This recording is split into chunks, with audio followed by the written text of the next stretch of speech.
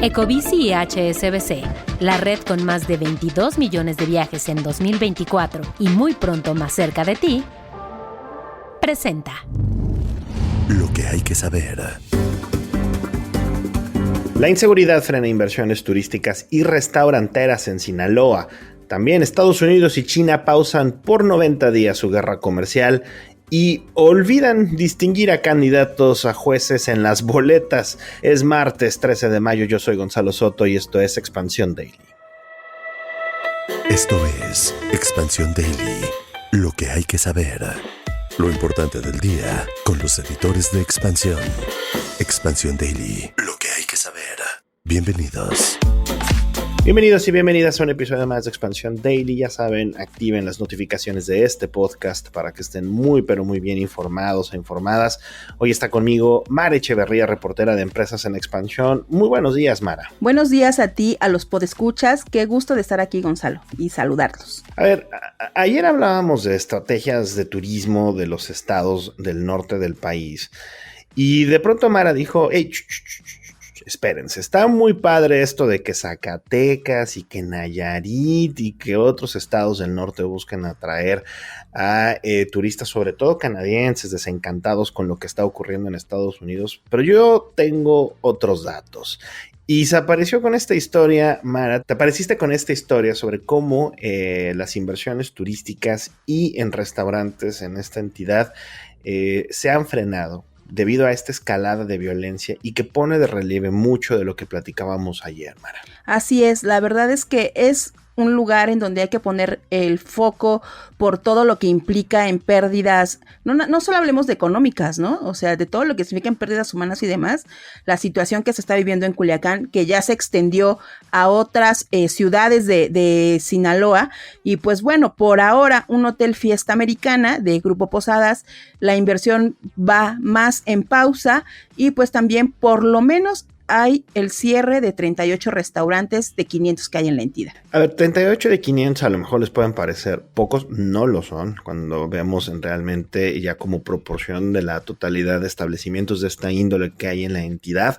Se han cancelado eventos, hay una notable reducción de movilidad de personas, un clima general de incertidumbre que desincentiva de manera significativa la inversión.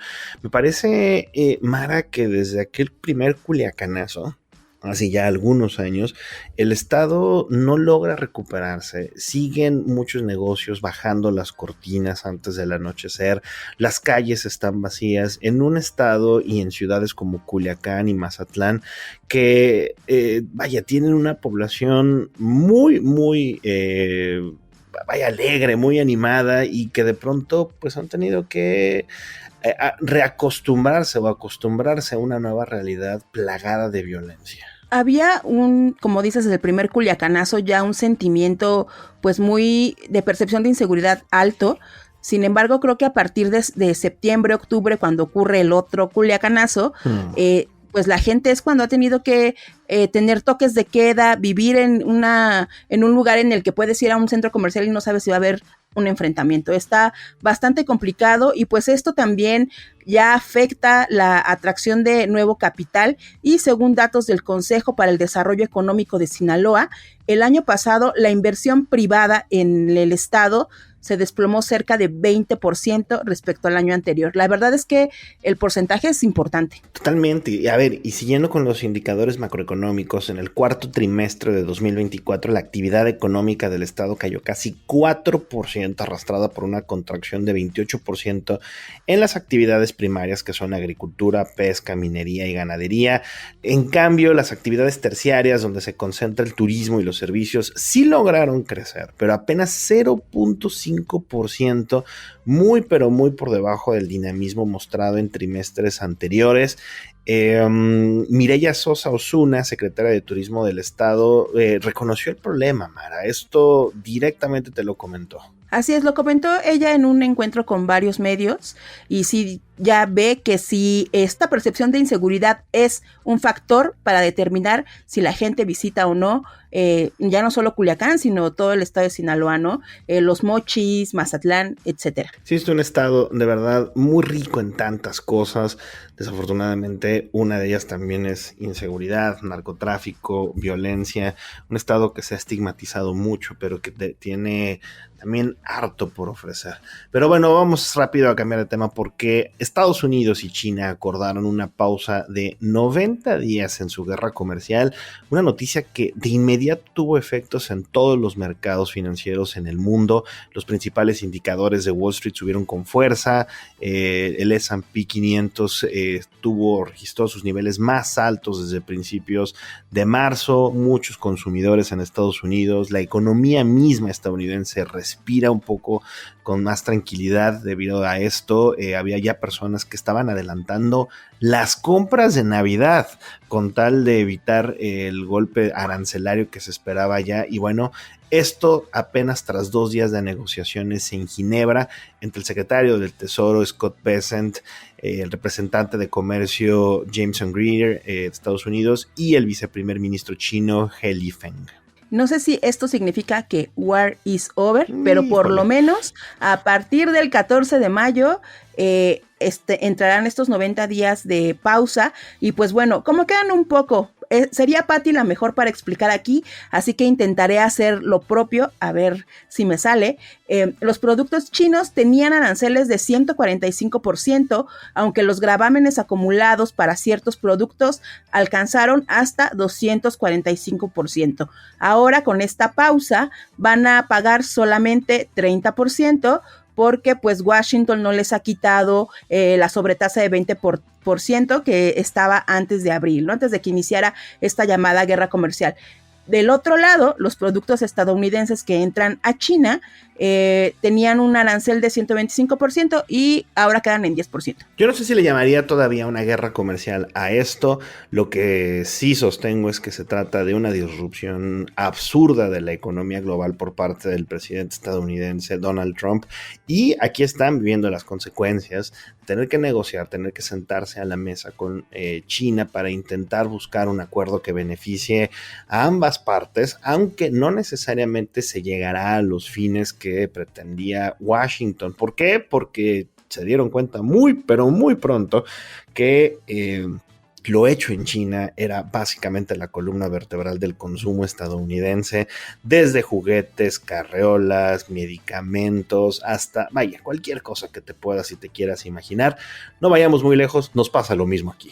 Exactamente, hicimos varios textos para explicarles a ustedes qué es lo que se afectaría en las cadenas logísticas de ciertas empresas de ropa, calzado, lo que quieran, y pueden consultarlas por si tienen alguna duda. Nunca está de más leerlo. Correcto, Mara, la verdad es que no se pierdan esa información, ya saben, en expansión.mx. Pero mira, tan es claro el cambio de rumbo, por lo menos momentáneo, que se vive en Washington, que Trump declaró a algunos periodistas en la Casa Blanca que se logró una especie de reseteo total con China después de estas conversaciones que calificó de productivas allá en Suiza, además de que la relación con su homólogo chino Xi Jinping es, también cito, muy muy buena.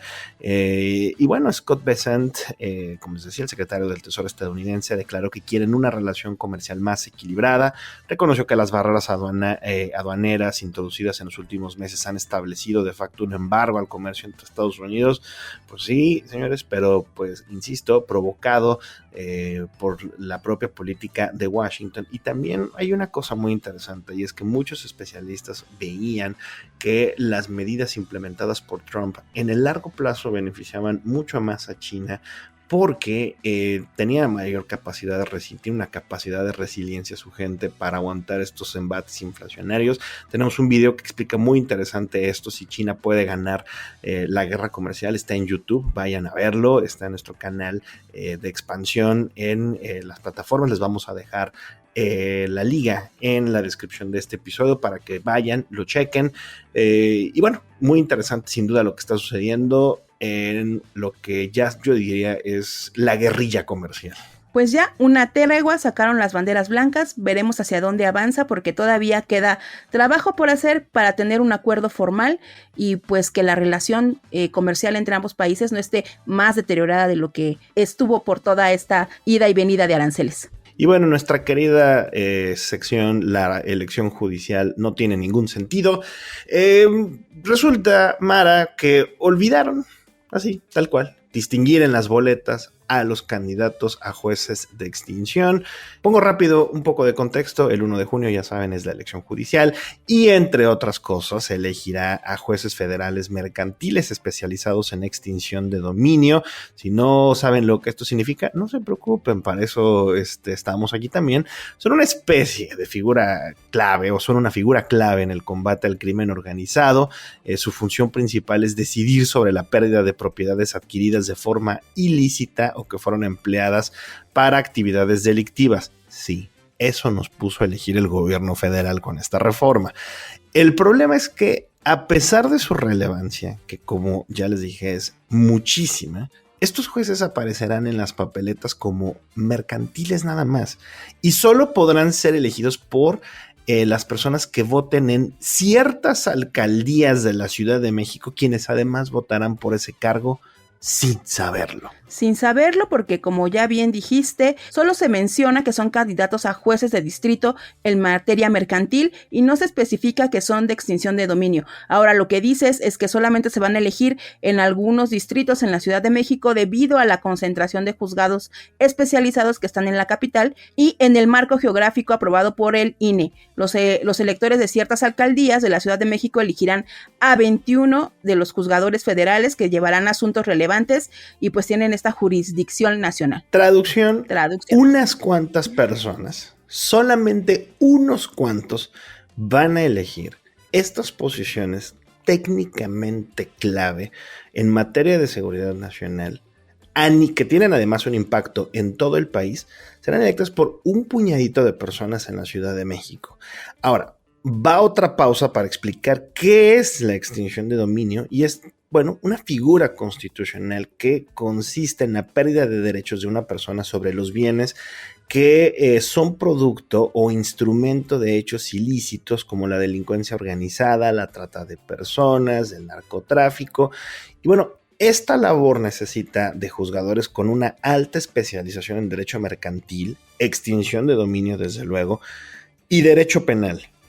Insisto, esto es lo que pusieron en manos de unas cuantas personas solamente en algunas zonas de la Ciudad de México. Ya los expertos igual han comentado a Expansión, pues que esto es bastante, pues no sé si llamarlo problemático o no, porque finalmente pues estas candidaturas debieran estar bajo el escrutinio especial por la responsabilidad que van a adquirir los juzgadores que sean electos para estas funciones específicas de la extinción de dominio, que son pues muy delicadas, Gonzalo. ¿Sabes qué es lo peor, Mara? Que ni siquiera en la plataforma Conóceles del Instituto Nacional Electoral es posible consultar información diferenciada sobre estos candidatos, lo que afecta desde luego las condiciones del voto informado.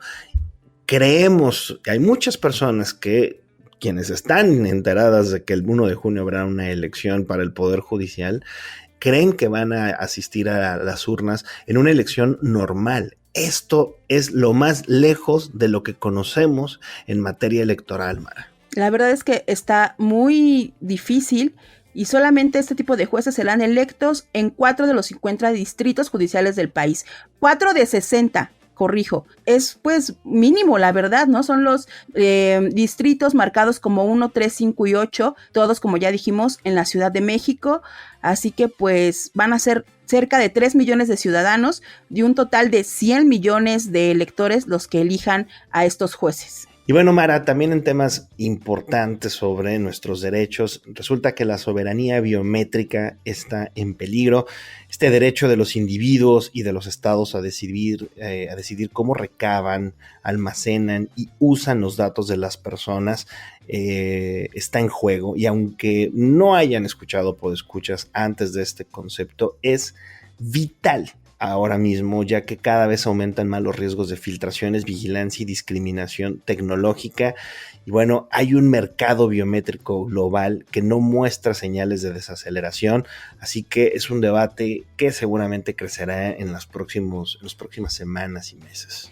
Yo estaba leyendo esta nota de Eréndira Reyes, de nuestra compañera, y la verdad es que sí me sorprende muchísimo todo el riesgo de lo que pueden estar nuestros datos biométricos, quién los controla, ¿no? ¿Quién tiene el control de estos datos? Y pues bueno, hicieron una entrevista con Alex Bania, CEO de Tools for Humanity, esta empresa detrás de WorldCoin, y él contó justo que tiene un proyecto que es capaz de garantizar el control individual sobre los datos biométricos por medio de un diseño técnico que evita el almacenamiento centralizado y promueve la transparencia a través de un código abierto. Ya saben qué son estos datos biométricos: el iris de su ojo, las huellas digitales, el rostro con la imagen que se genera, de la imagen digital que se genera con su rostro para poder desbloquear algunos de sus teléfonos, smartphones, o dispositivos electrónicos.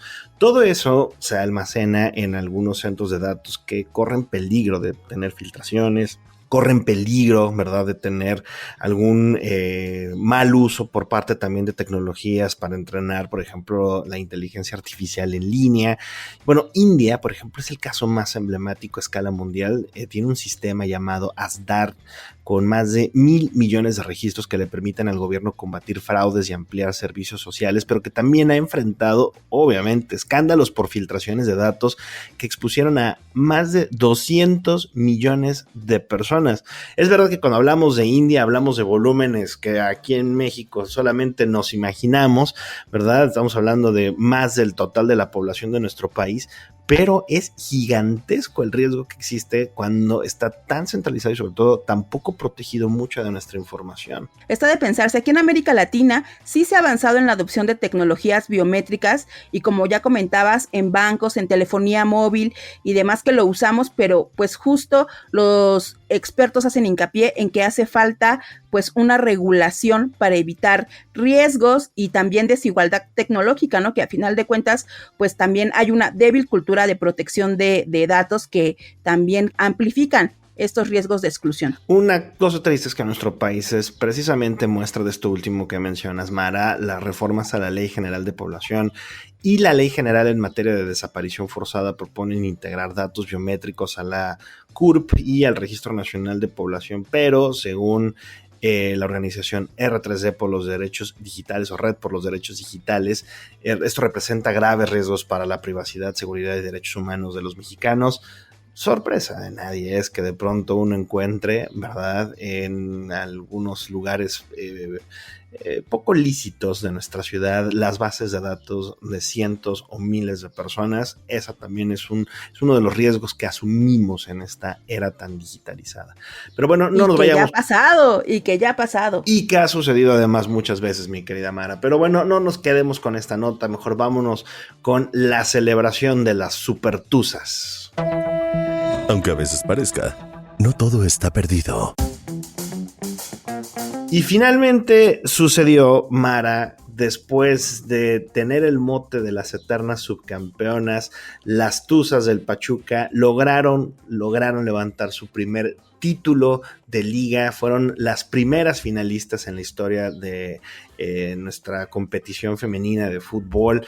Y la verdad es que es un equipo que lo había intentado, se había quedado siempre corta en la línea final, pero ahora en un dramático partido consiguieron imponerse en el marcador global 3-2 a las Águilas del América, que también son un gran equipo. Vencieron en la ida 3-0 en el Estadio Ciudad de los Deportes, cayeron 2-0 y bueno, fueron unos 30-35 minutos finales de nervio absoluto, Mara. Totalmente, la verdad es que las jugadoras del América lo estaban haciendo bastante bien, por poco, y les empatan. Estuvo muy bueno el partido, me da mucho gusto que más allá de equipos, porque yo no tengo un equipo en el fútbol, sí el fútbol femenil está tomando cada vez más fuerza y protagonismo, y eso también hay que celebrarlo. Lleno casi total en el Estadio Ciudad de los Deportes. Ya lo decías, la verdad es que el América se quedó en la rayita, tuvieron varias oportunidades, sobre todo hacia el final del partido, un errorzazo ahí de la portera Stephanie Barreras, que después se volvió figura, pero la verdad es que es un equipo Pachuca que logró una mezcla muy interesante de jugadoras jóvenes con algunas veteranas que yo considero históricas. Mónica Ocampo, sin lugar a dudas, una de las pioneras del fútbol femenil en México, una mujer que abrió las puertas, o fue una de las primeras en abrir las puertas del fútbol femenil aquí en nuestro país, gran impulsora del deporte femenil en todos los sentidos aquí en México. El caso de Kenty Robles, una mujer mexicana, nacida en España, exjugadora del Atlético de Madrid, del Barcelona, pero sobre todo histórica porque en 2020 fue parte de la primera generación del Real Madrid femenino. Hasta 2020 el Real Madrid tuvo un equipo de fútbol femenil y Kenty fue parte de ese equipo, así es que en la historia para siempre quedará que Kenty Robles, ahora jugadora del Pachuca, quien tuvo además un partido ayer que yo solamente puedo calificar como imperial, de verdad fue tremenda, pues forma parte de esa primera generación, estará en esa foto eterna en el Museo del Real Madrid y del fútbol. Y sin lugar a dudas, Charlín Corral, una jugadora que tuvo que irse de México para cuando no había una liga en nuestro país, se abrió las puertas, más de 100 goles en España, más de 100 goles ahora en México, de verdad, una crack absoluta de nuestro balompié. Pues felicidades a las Tuzas, que lo disfruten y súper merecido el campeonato. Totalmente de acuerdo, Mara. Y bueno, muchas gracias por habernos acompañado y sobre todo por venir a ponernos estos otros datos de turismo. La verdad es que siempre vale mucho la pena el contraste y nuestros podescuchas lo agradecen un montón. Pues muchas gracias a ti por invitarme y recuerden que pueden consultar esta información y otros temas que trabajamos en expansión.mx y otros puntos de contacto en nuestras redes sociales. Ya saben, todas @expansiónmx. Nos escuchamos mañana.